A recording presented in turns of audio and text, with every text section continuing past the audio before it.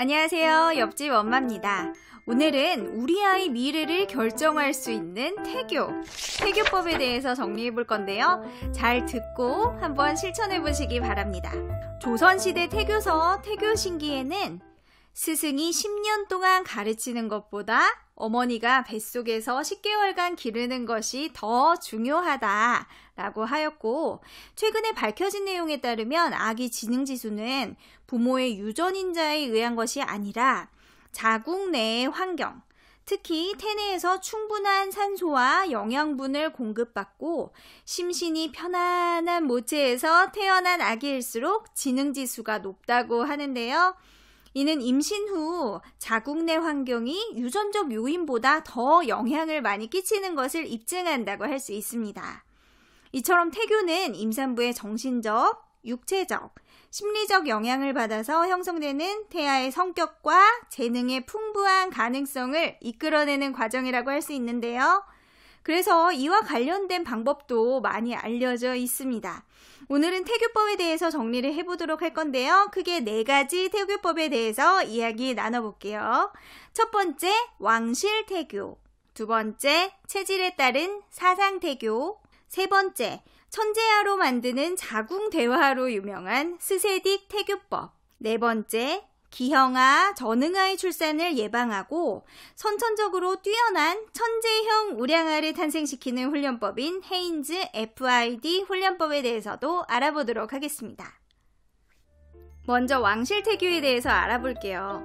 일단 전통적으로 태교는 건강한 자녀를 낳아서 가통을 이어가기 위한 목적이었다고 볼 수 있는데요.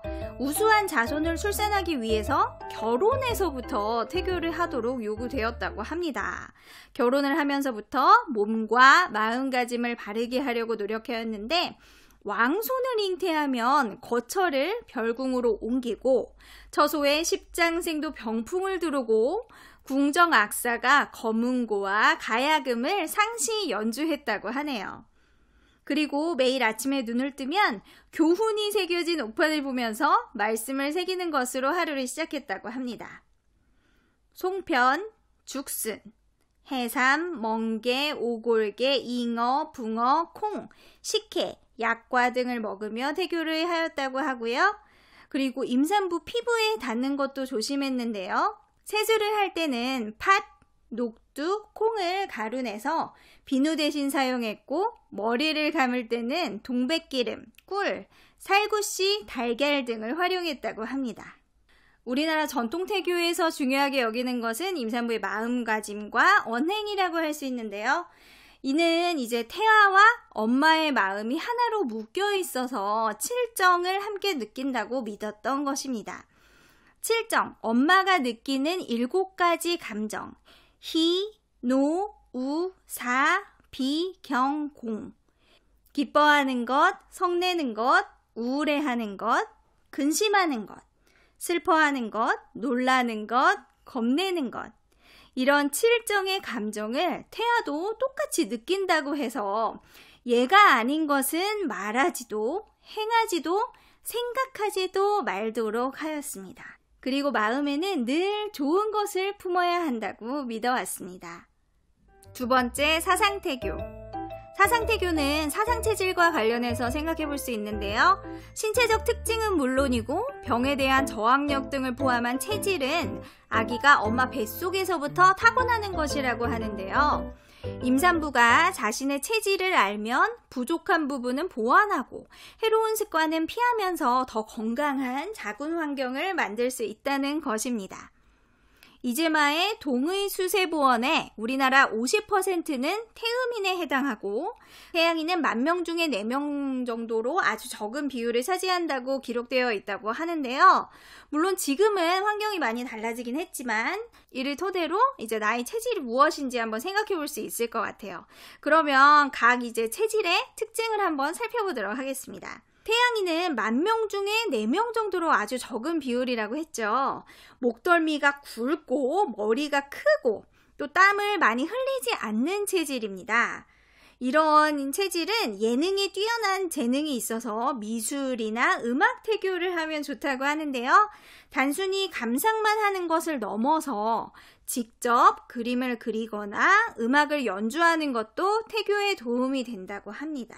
그리고 우리나라 사람의 50%, 반 정도인 태음인은 대체로 이제 체격이 좋은 사람도 있고 그리고 마른 사람도 많다고 해요. 그러나 뼈대는 있는 편이라고 하고요. 허리가 강해서 또 자세가 안정감 있고 땀을 많이 흘린다고 합니다. 대부분 이제 남자분들이 태음인에 해당한다고 보면 될 것 같은데요. 생각이 많아서 감정 조절이 어려울 수 있으니 아로마 요법이나 명상으로 마음을 다스리고 종이 접기, 뜨개질, 십자수 같이 손끝으로 할 수 있는 태교를 하면 좋다고 합니다. 그러면 남자보다 여자에게 많은 사상 체질인 소양인. 소양인은 30% 정도 비율을 차지한다고 했는데요. 남자보다 여자에게 더 많은 체질이고 언행에 재치가 있어서 직설적인 면이 있다고 해요.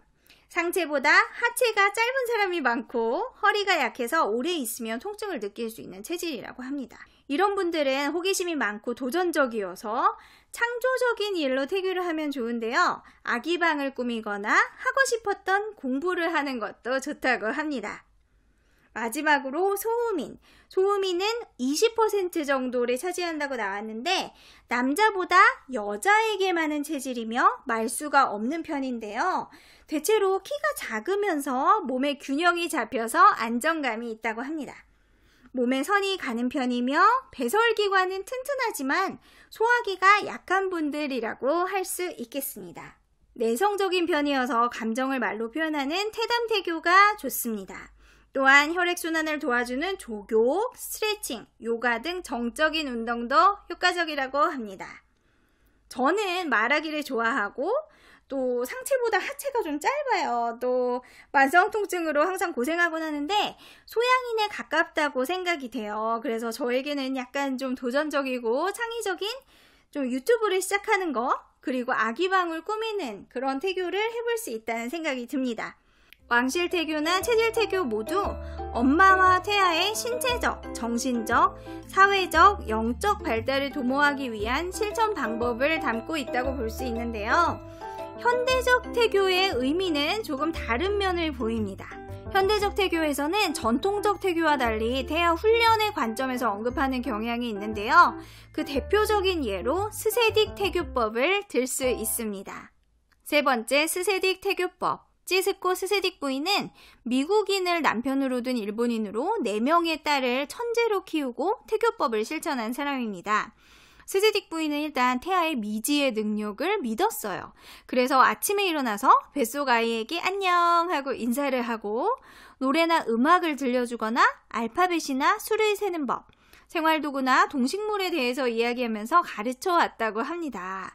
그런데 그냥 그러기만 했다면 그냥 그런 사람도 있구나 하고 넘어갈 텐데 놀라운 사실은 이런 자궁대화라고 불리는 행위를 통해서 실제로 4명의 아이를 천재로 길러냈다는 것인데요. 큰딸인 스자는 2주일 만에 말을 하고 5살 때 유치원에서 곧바로 고등학교에 진학하였고 10살 때는 대학 입학 자격시험에 응시해서 최고에 가까운 점수를 받으면서 미국에서 최연소 대학생이 되었다고 합니다. 그리고 16세에는 대학원에서 해부학을 공부하게 되었는데 이렇게 아이들이 천재로 자라는 일이 첫째 아이 스잔뿐만 아니라 둘째인 스테이시는 10살 때 대학생이 되었고 셋째인 스테파니는 10살 때 고등학교 2학년, 3학년 과정을 공부했습니다. 그리고 넷째 딸 조안나는 9살 때 중학교 3학년 과정을 거쳤는데요. 그러면 어떤 사람들은 원래 똑똑한 집안이 아니냐 하고 물을 수도 있는데 스세딕 부부는 IQ 120 정도의 평범한 부부라고 합니다. 그렇다면 어떻게 IQ 160이 넘는 천재 아이들로 키워낼 수 있었을까요? 저도 굉장히 관심이 많은 태교법이기 때문에 한번 자세히 살펴보도록 하겠습니다. 첫 번째로 자궁대화를 알아볼게요. 스세딕 부부는 자궁대화라는 태아 교육으로 아이들을 천재로 만들었어요. 특별한 기술이 필요한 게 아니라 한글과 숫자, 이런 기본 지식에서부터 사회나 자연의 이치에 이르기까지 태아에게 의식을 집중시켜서 차근차근 가르치는 것이 바로 자궁대화입니다. 그렇다면 태아는 학습할 준비가 된 걸까요? 태아의 뇌는 매우 빠른 속도로 진화해서 임신 3, 4개월이 되면 기본 구조를 이루게 되는데 뇌가 어느 정도 발달하면 얼마든지 학습이 가능합니다.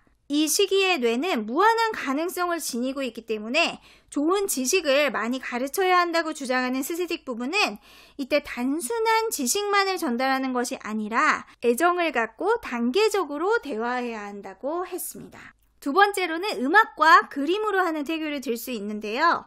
보통 태교라고 하면 그냥 클래식 음악을 듣는 것만 이렇게 생각하시는 분들도 많을 것 같아요. 태아가 소리를 들을 수 있는 것은 임신 6, 7개월부터입니다. 이때가 바로 의학적으로 귀가 완성되는 시기인데 스세딕 부부는 비록 귀가 생기지 않았더라도 태아는 듣기 전에 마음으로 느끼고 이해한다고 믿었습니다. 음악은 풍부한 감수성을 길러주고 태아와 음악을 들으면서 평화와 행복을 느낄 수 있을 거라고 하였고 직접 연주를 하거나 노래를 불러주는 것도 좋은 방법이라고 했는데요. 그러면 어떤 음악을 듣는 게 좋으냐? 음악은 밝고 잔잔한 곡을 고르는 게 좋고 아무리 좋아하는 노래라도 격렬한 락이나 재즈, 슬픈 음악은 태아 뇌에 깊이 새겨지기 때문에 좋지 않다라고 했습니다. 그리고 음악을 들을 때 뱃속에서 태아가 듣고 있다는 것을 의식하는 게 굉장히 중요하고 태아 교육 전에 반복해서 들으면 학습 효과가 좋다고 합니다. 태아의 상상력이나 독창력을 넓혀주기 위해서는 그림책만큼 좋은 교재가 없는데 어떤 종류든 상관은 없지만 그 내용이 꿈과 희망, 용기를 심어주고 사람과 행복감을 느낄 수 있는 것이어야 합니다. 세 번째 방법은 대화와 산책으로 하는 태교입니다. 아침에 눈을 떠서 안녕 하고 인사하고 오늘 날씨가 좋은지 비가 오는지 날씨에 대해서 이야기를 나누고 요리를 하거나 쇼핑을 할 때도 지금 엄마가 무엇을 하는지 왜 그렇게 하는지 차근차근 설명을 해주는 거죠. 산책을 하면서 엄마가 보는 것을 엄마 말로 차근히 설명을 해주는 겁니다. 지금 들리는 새소리가 어떤지, 뛰어오는 아이들이 어떻게 놀고 있는지, 지나가는 사람들 그리고 자동차 등에 관해서도 이제 설명을 해주고 각각의 기능과 역할을 말해주는 거죠. 네 번째 방법은 아빠가 하는 자궁 대화입니다. 뱃속에서부터 아빠가 아기에게 말을 거는 거예요. 안녕, 잘 잤니? 하고 아침에 인사를 하기도 하고 출근을 하거나 퇴근할 때 자기 전에 엄마, 아빠와 함께 이야기를 나누면서 아빠 목소리에 익숙해지게 되는 겁니다. 태아는 그 과정에서 엄마, 아빠의 애정을 확인하고 안도감을 느끼고 더 잘 자라게 되는 거죠. 다섯 번째 방법은 글자를 가르치는 겁니다. 글자를 가르치려면 단순히 말로 전달하는 게 아니라 눈으로 확인하고 직접 써볼 수 있는 교재가 필요한데 태아가 이해하기 쉽도록 하얀 도화지에 빨강, 파랑, 노랑 등 다채로운 색깔로 글자나 알파벳, 숫자 등을 적은 플래시카드를 이용해서 가르칩니다. 화려한 색을 사용하는 것은 태아 흥미를 끌고 글자를 시각화하는 데 도움이 된다고 하는데요. 글자를 가르치고 관련 단어들도 알려주면서 단어를 가르칠 수 있습니다. 여섯 번째 방법은 숫자를 가르치는 것입니다. 수를 가르치는 건 역시 글자를 가르칠 때처럼 다양한 색깔로 만든 플래시카드를 준비하고 주변 사물들을 활용해서 사과 1개, 책 1권처럼 어떤 뜻인지 직접 보여주면서 알려줄 수 있습니다. 수를 세면서 이제 질문을 하고 정말 태아가 대답할 것처럼 기다리다가 대답을 함께 하고 하는 등 이런 생각하는 과정에서 태아의 뇌가 자극을 받고 학습을 하게 된다고 하는 건데요. 이런 즐거운 과정을 통해서 학습 자체를 즐기게 되는 아이로 자라게 되는 것입니다. 이렇게 살펴본 스세딕식 태교 교육은 뇌의 가장 바깥쪽 심피질에 태아 단계에서부터 양질의 정보를 대량으로 입력시켜주는 거라고 할 수 있습니다. 정말 신기하죠? 그럼 마지막으로 미국 화이트 워터랜드 대학 교수 헤인즈가 창조한 태아 지능 개발에 대해서 알아보도록 하겠습니다. 헤인즈 교수의 태아 지능 개발 훈련법은 기형아, 전응아의 출산을 예방하고 선천적으로 뛰어난 천재형 우량아를 탄생시키기 위한 훈련인데요. 대표적인 훈련법으로 탄출 산업법을 들 수 있습니다. 이 탄출 산업법에 의해서 태아에게 충분한 산소가 공급될 수 있도록 하는 것인데, 임산부는 몸이 무거워지면서 자연히 얕은 숨을 들이쉬게 되는데 이는 좋은 산소 공급이 되지 못합니다. 임신 중에 태아에 충분한 산소를 공급하기 위해서는 임산부의 혈액 속의 산소 농도를 높여야 하는데, 이를 위해서는 과학적인 운동 자세 훈련이 필요한다는 거죠. 기본적인 원리는 물이 높은 곳에서 낮은 곳으로 흐르는 것처럼 혈액도 높은 곳에서 낮은 곳으로 쉴 새 없이 순조롭게 흘러야 한다는 것입니다. FID 심호흡 훈련을 통해서 산소 섭취 능력은 보통 호흡 시 산소 섭취 능력보다 5배가 넘는 많은 산소를 마실 수 있다고 하는데요. 이렇게 포인트는 태아에게 충분한 산소가 공급될 수 있도록 하는 것입니다. 이렇게 오늘은 여러가지 태교법에 대해 살펴봤는데요. 왕실태교, 사상태교, 수세식태교, 해인지식, 호흡훈련 등 다양한 방법이 있는 걸 볼 수 있습니다. 저는 오늘 19주 1일차인데요. 모든 태교법을 다 실천해보고 싶은데 진짜 실천이 가능할지가 관건일 것 같습니다. 우수한 아기를 낳기 위해서는 태아의 뇌가 만들어지는 임신 10개월간 태중 교육이 반드시 이루어져야 한다는 것 동의하시나요? 태아가 어느 정도 학습을 한다는 것은 틀림없는 사실로 받아들여지고 있는데요. 우리 아이들이 뱃속에 있을 때에도 태아 능력을 믿고 태교를 통해 미지의 가능성을 열어줘 보세요. 모든 태교법을 시행하면서 항상 기억해야 할 점은 지식을 주입하는 것이 아니라 애정을 갖고 태아를 사랑하는 마음으로 태교를 진행해야 한다는 것입니다. 그럼 모든 엄마들과 아가들의 건강한 행복을 기원하며 오늘 옆집 엄마 비밀노트 마치도록 하겠습니다. 감사합니다.